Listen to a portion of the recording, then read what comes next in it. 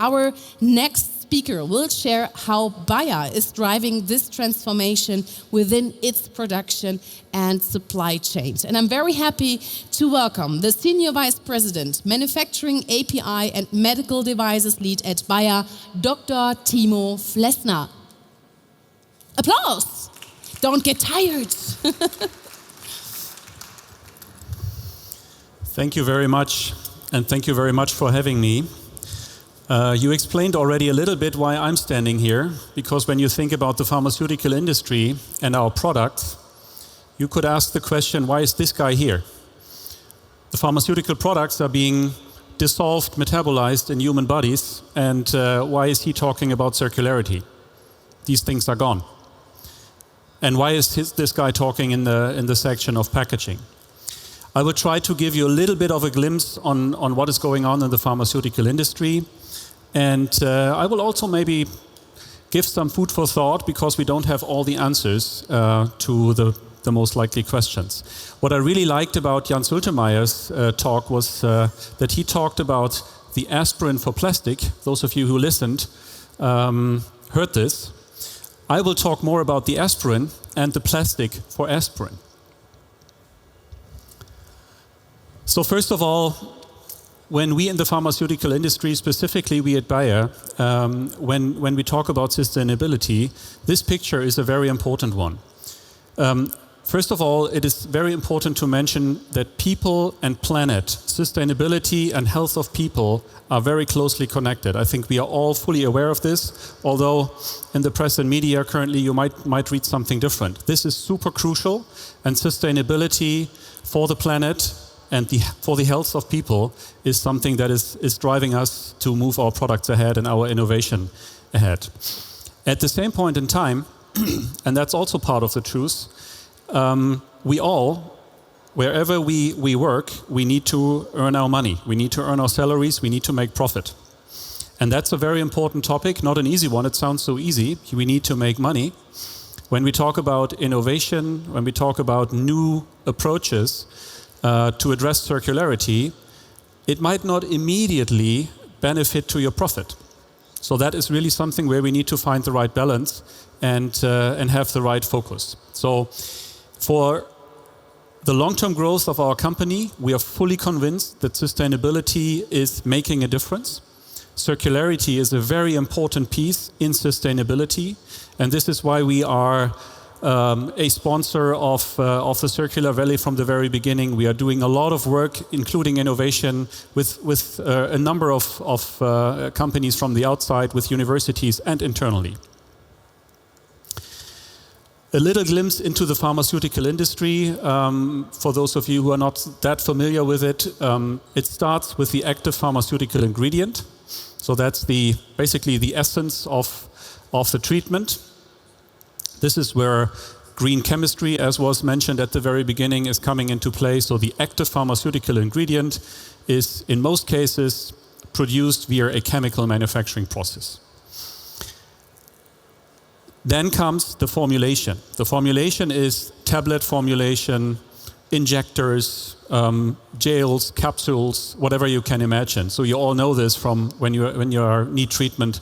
There's a very broad range of formulations, from solids over liquids to as you can see on the right-hand side.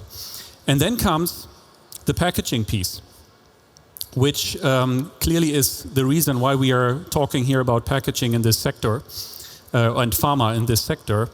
A very diverse field, very regulated field, diverse in terms of this is very customer specific, very regulatory driven. For those of you out of Europe, specifically out of Germany, you know that many of our formulations are coming in so-called blisters. Here you need to pull your tablet out of a blister. When you go to the US, you see completely different things. Normally you see glasses or plastic vials where you have your tablets in without the separate blisters. So there's quite some difference when we talk about packaging in the pharmaceutical industry, driven by customer perspectives, customer needs, and regulatory authorities. And then, of course, it goes, as I already said, to the patient. The field of pharmaceutical products is very broad, so it's much more than tablets. You see some of the formulations here, and we can even enlarge this, and packaging is a very important component in this. It can enlarge this into medical devices, so all kinds of treatment options, implantables that you think of, injectables and so forth are falling under that roof. When we think about circularity, it is all about this. It looks pretty complicated. It is not that complicated, I must say. First of all, and I start at the middle, it's about the manufacturing process and the production itself. For the API, but also for some of the formulation ingredients, excipients, green chemistry plays a very important role for us as a principle. And what we do continuously, not only at Bayer, but at the entire industry, is rethinking the process and innovating the manufacturing process procedures. This is, of course, significantly easier when you do early research or early development on innovative products as compared to a product like aspirin, which is on the market for more than 100 years, for regulatory reasons and for some other reasons. When you start and look into the value chain, what you see on this chart is from the left to the right. It's a little bit of value chain. What you can see is that we start working, bringing raw materials, all kinds of ingredients into our network by making use of sustainable suppliers. This is a very important criteria for us to selecting our partners. We measure this very significantly by very strong data. So this is all about reducing if you want, the sustainability footprint on the right levels. You see when you go further to the right, you see sustainable packaging. Here it's about the reduction of the packaging itself. Very regulated field, not that easy in all cases. And it's about more and more we are starting to think about it and are moving into pilots was mentioned. We are moving into pilots to also recycle packaging for pharmaceutical ingredients. And then it's all about reducing waste. In our manufacturing processes, in our manufacturing sites, throughout the entire logistics, the entire supply chain, down to the customer, which in often cases are hospitals, and of course in the end to the patients. But as you can imagine, distributors and hospitals are easier to grab when it's all about measuring and driving reduction. You see a little bit up and down. What we do try to implement is wherever this is possible, is to go into biorenewables as starting materials. We also move more and more into, let's call it biocatalysis or biotransformational manufacturing processes for our active pharmaceutical ingredients. There's still a lot of research going on. Again, something that is a challenge for the pharmaceutical industry because you need to do this pretty early on when you develop your manufacturing process. At a point in time where the likelihood to bring your product to the market is still in the range of 10 to 20% only. So this is a little bit linked to the profit piece I mentioned at the beginning. You need to carefully balance when you spend money to achieve your sustainability and circularity goals. And then on the side below, you see the topic of repurposing specific material, recycling material, circular processes of materials, and also in the broader field at our site, reducing waste and making best use of the energy. Actually, even in the manufacturing or recycling processes, we are generating energy that is then being reused for the manufacturing process. So all these kind of things are being done. And they are being measured. Here you see how we measure this, very high levels. That is our waste hierarchy that we use. When we are in our daily work, there's very concrete data behind this. So rethink and reduce, reuse, recycle and repurpose, recover and dispose is being measured product for product, is having and getting goals. In ideal cases, customer-driven goals, and we are measuring this. On the right-hand side, I'd like to give you one example on how we do this and how things are being measured and then put into this hierarchy that you see on the left-hand side. The example is about radiology contrast media. So these are the ingredients that you get when you need to go to an MRT or CT scan in the hospital. It's quite large volumes. So you get when you're treated for an MRT, you get a specific product, and you get like, I don't know, half a liter or so of an infusion. It's a pretty significant amount of the pharmaceutical ingredient plus everything that makes it soluble. And what we are doing here, and here it works quite nicely because we are focusing with the treatment in hospitals. You don't do this in your private home. This is only being done in hospitals. And around the globe, there are hospitals that only do radiology, MRT and CT. So you can specifically go to these customers and work with them on the specific needs. Before I go to the hospitals, maybe some things that I should mention here specifically for contrast media. For some of the cases, specifically for computer tomography, so CT, you need iodine as a molecule or as an ingredient in your molecule, in your active pharmaceutical ingredient. And some of you might know iodine is first of all getting more and more rare, and it's pretty expensive. So what we are doing is we are making all kinds of efforts to reuse the material best.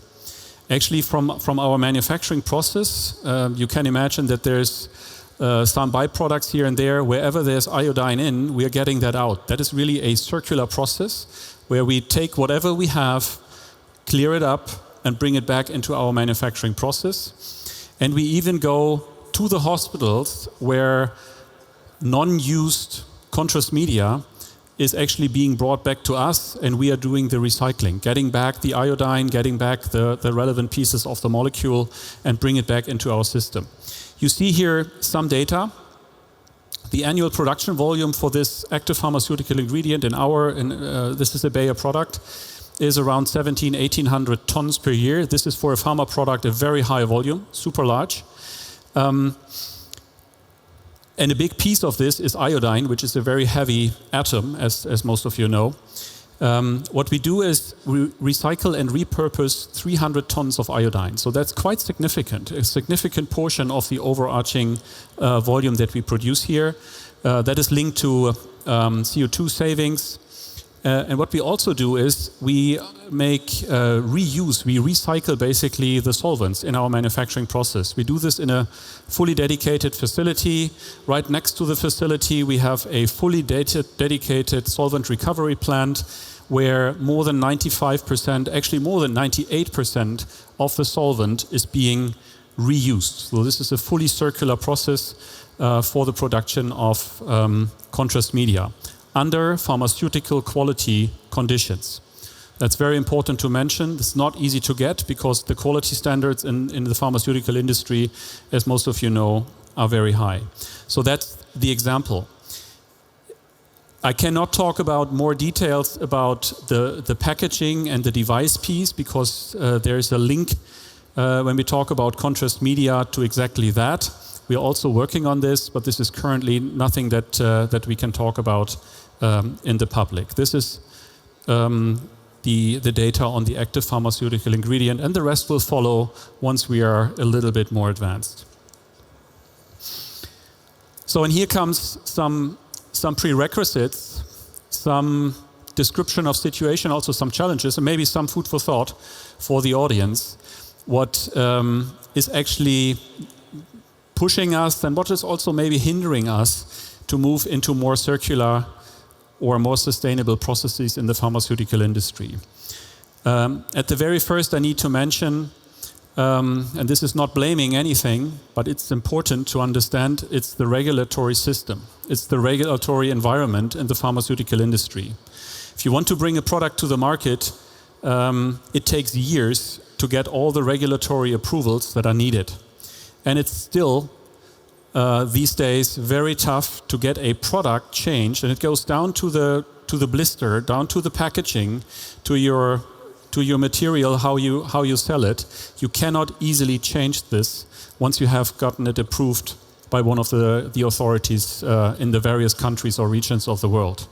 There's not one authority, there's 50, 60, 70 authorities you need to talk with. And as I already said, the packaging of the pharmaceutical is very often very specific for one country or for one region. And you cannot easily change this. So that's clearly something where the pharmaceutical industry, together with regulatory authorities, needs to find, from my perspective, new forms of collaboration and real collaboration.